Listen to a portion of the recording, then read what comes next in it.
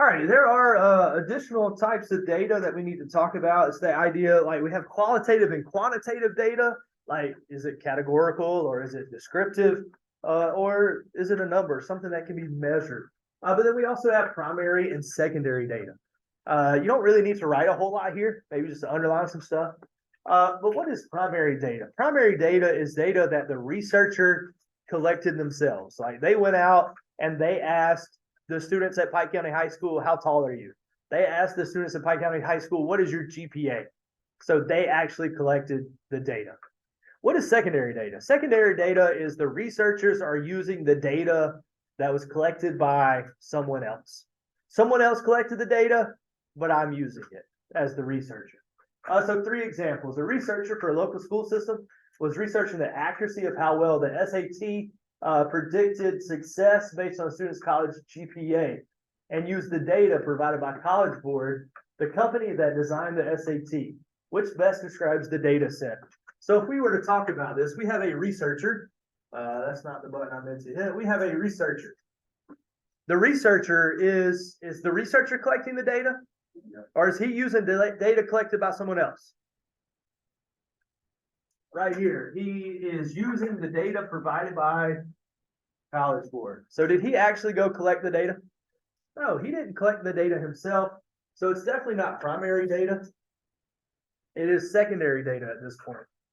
So let's read like the explanation to see which one we would pick. Part B, the secondary data, the collected data used was not collected directly by the researcher. That is what we want. It is not, whoa. I clicked on a button I didn't mean to, apparently. The whole computer went blank.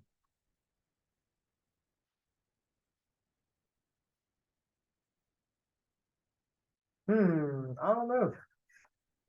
I don't know. I don't know what happened. We'll have to edit that video a little bit. Be all right. All right, so the secondary data, it was data collected by someone else. It was not collected directly by the researcher or the research team. And there is your definition for secondary data. So we don't need to write that over again. It's right there. Part C, let's talk about why part C is wrong. It is secondary data, but the data collected should be scrutinized since it could influence the company's status and profits and therefore have been manipulated. That all might be true, but that doesn't explain why it's secondary. It's secondary because the researcher didn't collect it himself. An administrator of school wishes to compare attendance rates to the student's GPA and see if there's a connection between grades and attendance. So what the administrator does, the administrator goes into the computer's program. For us, it would be PowerSchool, and the administrator pulls the student's grades and the student's attendance and compares those things. Which best describes the data? The administrator is the one doing the research.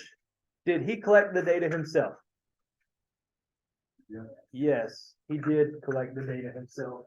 So that would be primary data.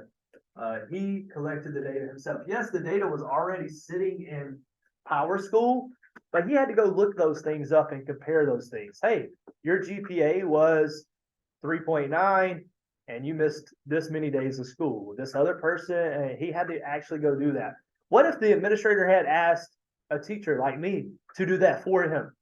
Yeah, that would be secondary data. You can read those. The collected data is ultimately determined by the student's actions. That doesn't make it secondary. And the collected data should be scrutinized. Yes, maybe so. Like we should really look over the data. But that doesn't make it secondary. All right, part C, a researcher for an insurance company was conducting a study, determine how many times a person went to the hospital. The county had recently conducted a government census survey. So the county had already done this, a census survey. Instead of just asking like a sample of people, the census asked everyone in the population. So the county had already asked everyone in the population in this case. And they asked them the question, how many times have you visited a medical facility in the past year? So rather than conduct his own research, what did he do? He just used what the county had already done. Primary or secondary? Yeah, definitely secondary. He's not going out and collecting the data. The data was collected by someone other than him. That makes it secondary. Primary data, the collected data should be accurate. It should be, but that doesn't make it primary. Secondary data, the data collected is accurate since it was conducted by the government. It may be, it may not be. Ethics and privacy. When we talk about ethics and privacy, when we're doing these surveys and these experiments and these observational studies, we got to make sure it's ethical. And we got to make sure we maintain people's privacy as well. So what do we mean by ethical? Meaning like we can do it without like harming people unintentionally or maybe harming animals unintentionally, depending on how you feel about that. It won't cause unnecessary harm or great use. Right, right. So if you were to go to do a science fair project, maybe in your science class this year, they ask you to do a science fair project, and your science fair project is on animals. Maybe you're saying, does this particular medicine work on animals? And you're going to have to get that approved as being ethical. And if it's determined that it's not ethical, you will not be able to do that science experiment. And privacy is just privacy. You're keeping people's information private. You collect all this information from these people. You have all this data about their life and their income. You keep that private. A researcher is feeding mice food that has been sprayed with an herbicide, to see if it's poisonous to humans. Do you think this could be a violation of ethics or privacy? Which one? Yeah, ethics. This could be. It may not be. It may not be because we do a lot of research on mice in labs and stuff like this. But this depends on your personal belief as well, right? So some people might believe that this is a violation of ethics. Some other people might not. Some other people are like, oh, they're mice. Like, we got to figure it out. What if we were to do test this on humans? That everybody would probably say that's unethical because we don't know if it's harmful or not. But let's let these humans eat it. These humans aren't going to eat it. That'd be very unethical at that point. All right, in a confidential study, a researcher shares. So let's see here, confidential and shares. That's a problem. If you have a confidential study and you go share something with someone else, that's an issue. Shares detailed information such as identity, symptoms, habits, and other data about the patients with Parkinson's disease in a study with a pharmaceutical company. So they did the study, and then they went and shared this information with a pharmaceutical company. He had good reason to share this with a pharmaceutical company, but it wasn't right because he really thought sharing this information would benefit and improve the lives of thousands of people affected by Parkinson's. Well, you could have just redacted the guy's name if you wanted to share that. Maybe so. But do you think this could be a violation of ethics or privacy? Yeah, this is definitely privacy. This is definitely a violation of privacy. Why or why not? He shouldn't have given these people's information away if at the beginning he knew that it should have been confidential, right? The identities of your participants should never be shared. And what should have happened if he does share this information? He shouldn't give out the identities of his people. He should still like, hey, these people had these symptoms, but he probably shouldn't give them their names and stuff. What should he have done if he was going to share that information with the pharmaceutical company? He should have probably asked them. He should have got informed consent. What is informed consent? Informed consent is permission, basically. Permission, like, hey, I'm going to, with your permission, I'm going to share your information with this pharmaceutical company. Typically in the form of a written letter that you sign. You go to the doctor, and you guys are all minors, so it probably doesn't apply to you. I go to the doctor. I get a blood work done. The doctor calls me, and for some reason my wife answers the phone. Hey, oh, you can just tell me. My wife's like, you can just tell me. The doctor's like, no, I can't. Privacy. I can only tell your husband. But what if I gave that doctor informed consent? There's a form that if you go to the doctor as an adult anyway, and you fill that form out, it's like a HIPAA form or something. It allows the doctor to share the information with who you list on that form.